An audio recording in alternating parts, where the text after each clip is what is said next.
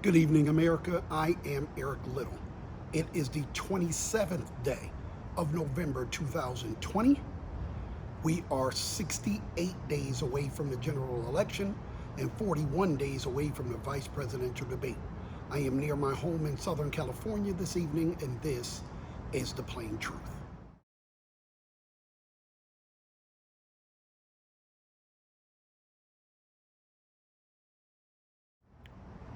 Okay, normally this is where I would unpack all of the lies from last night's RNC. I wouldn't even know where to begin with Mike Pence because he is just ludicrous. But I will instead talk about what needs to be talked about is the situation was happening in Kenosha, Wisconsin. Um, you know, the NBA, I'm kind of torn because I understand that there are more important things than basketball.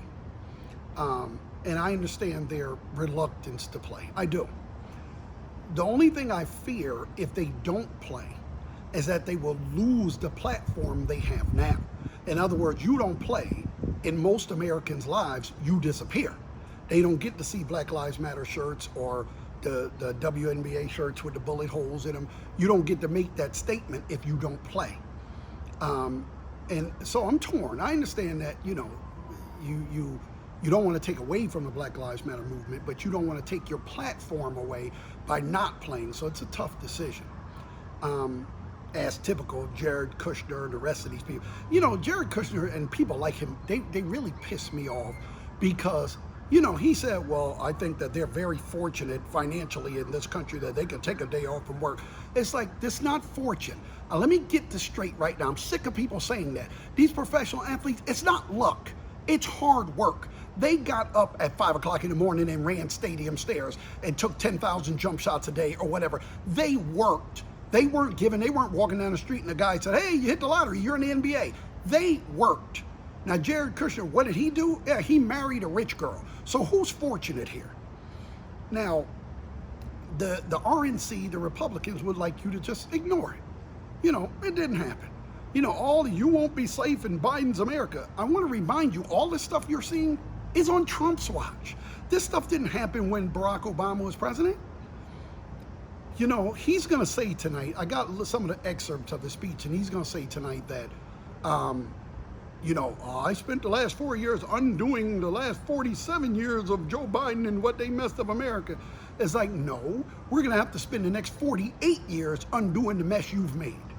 Understand a couple of things. Number one, starting from 1968 till 2016, it took us 48 years to shove all these racists and homophobes and xenophobes into the closet. Donald Trump let them all out. So guess what? It's going to take us another 48 years to shove all these people back in there.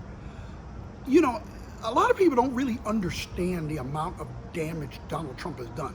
I don't have time in this format to go over every little thing, but let me just pick out one thing, just so you know.